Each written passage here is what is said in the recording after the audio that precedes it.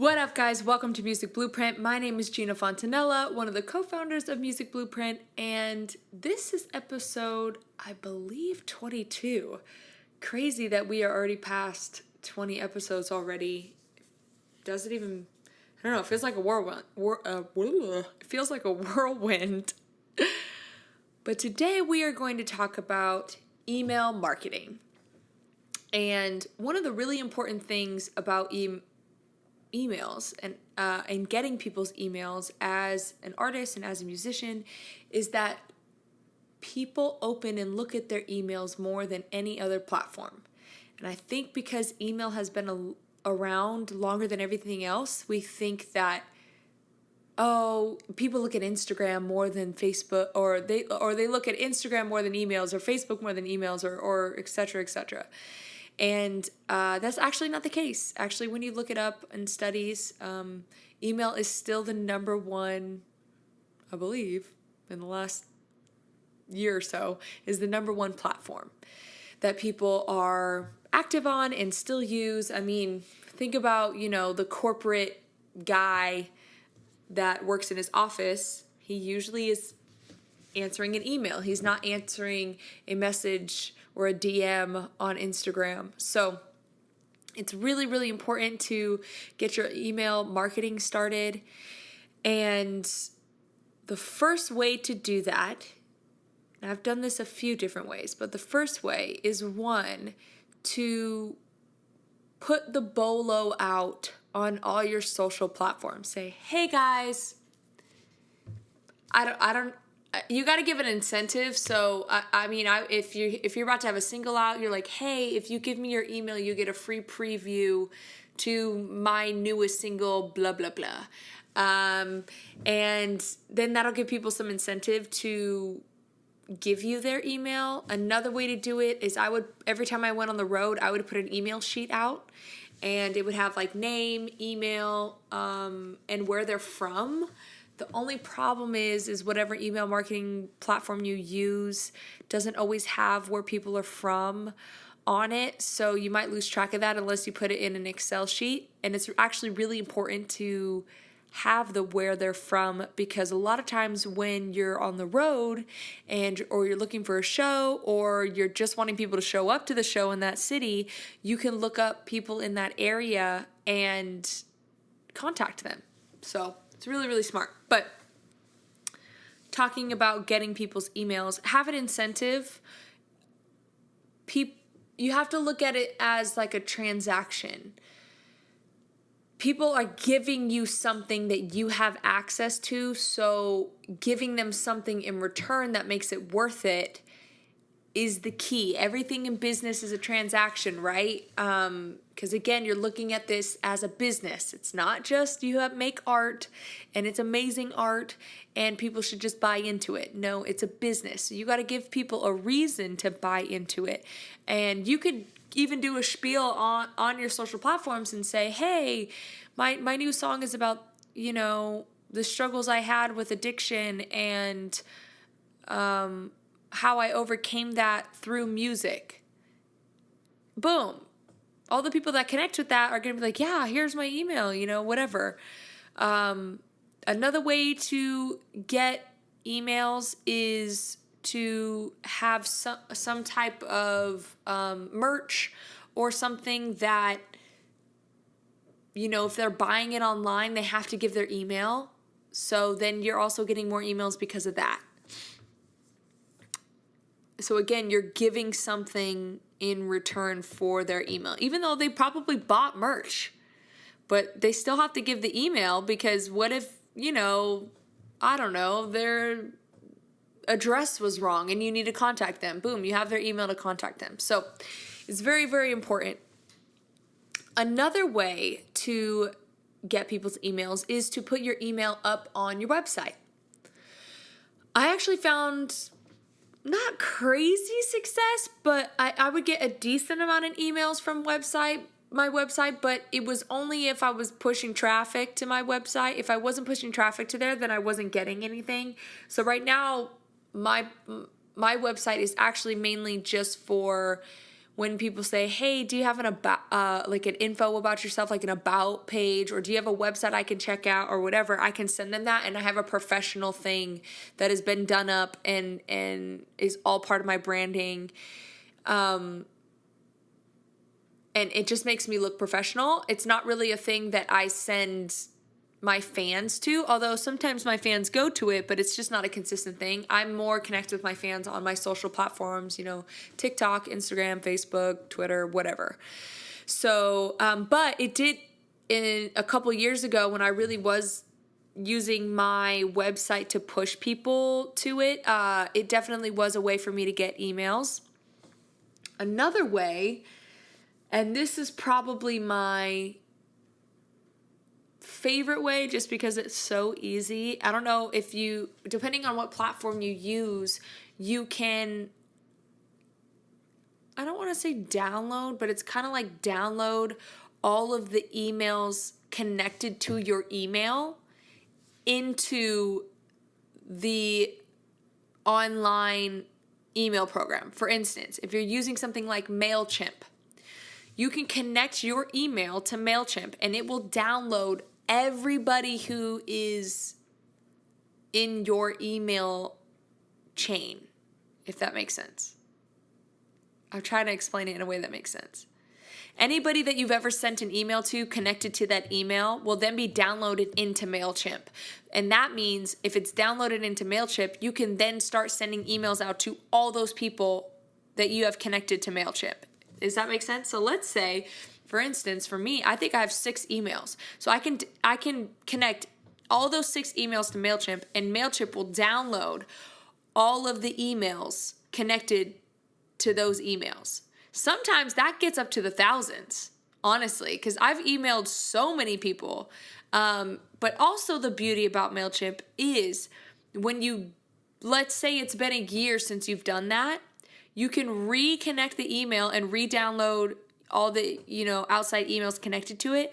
But MailChimp has the data of who unsubscribed. So let's say you're like, I don't want to re-download it in there because if people have unsubscribed and aren't interested in being a part of that, I don't want to re-add them. Well, MailChimp actually negates that. If somebody is unsubscribed, they won't resubscribe them again.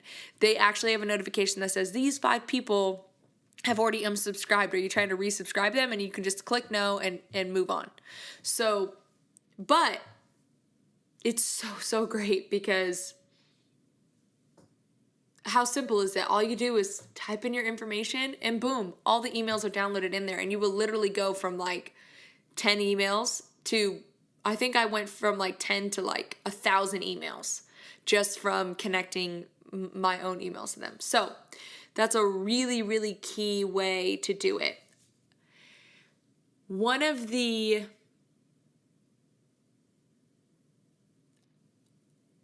one of the best books that I have read about email marketing and just the art of asking is a book called The Art of Asking by Amanda Palmer. She talks about, just like the title says, but she talks about how there really is a craft in doing it and understanding the give and take between things. She was and still is a brilliant person that utilizes email marketing.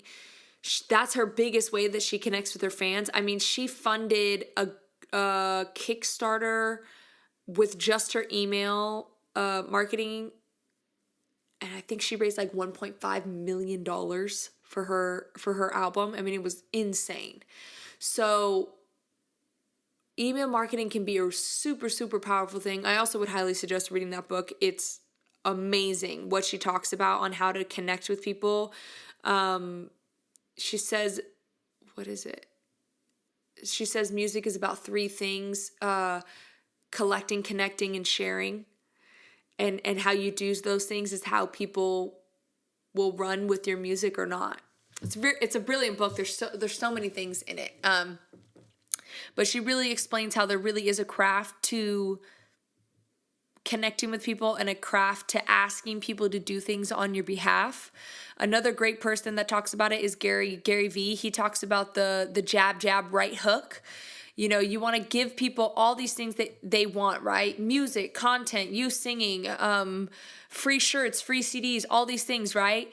And you do that because when the time comes for you to give that right hook, or when the time comes that you drop that single and you want everybody to stream it, people aren't going to feel like you're asking because you've been giving them everything that everything that they've wanted for the last 3 months, or everything that they've wanted for the last month. And so then when you hit them with that right hook, they're not thinking anything of it. They're not thinking, oh, Gina's just using me. No, Gina's done all these great things that I love and that I want more of. And actually that's actually a pretty good reminder to myself, like duly noted, is like, I need to go back on my profile pretty soon here and just say, hey, what's something on my page that you want more of? Do you want more videos? Do you want more music? What do you want from me? Because I'm vomiting content right now. I don't know if anybody follows me on my page. It's at Gina Fontanella, GEENA. Put an F and an O. But I am vomiting content. And I feel like vomiting makes it sound like it's just not good content, but it is good content. I mean, I get photos done every month, and they're edited and professional, and I am putting out 2 pieces of content every day on every social media platform. And then I'm also putting out 2 videos a week. So, I mean, I am just so much content coming out of me. So all that to be said is I need to ask my followers, like, what do they want more of? Because when I drop a single, and now I'm dropping singles, I mean, multiple times a month. I mean, I'm dropping two singles a month right now. And of course, you want everybody to go to check out your singles. So I have to keep up with the amount of content I'm doing in comparison to how much I want people to help me. So you got to really find a balance between that. And you have to understand that you can't keep asking, and then not give anything back. That's not the way it works. And if you know in your own life that you get real sick of, that one friend that they ask you to,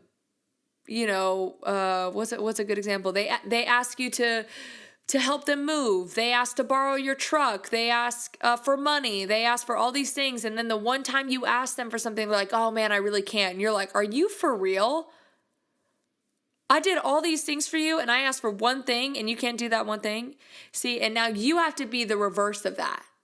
You gotta be, I'm putting out content, putting out all these things, giving my fans what they want, overload to the fact that I feel like, God, I'm giving them so much. And then when I ask for something, then they feel indebted and they want to promote my single. They want to post about it. They want to share it. They want to all these things. So it's really, really important to understand that. If anything that needs to be taken away from this podcast, it is that.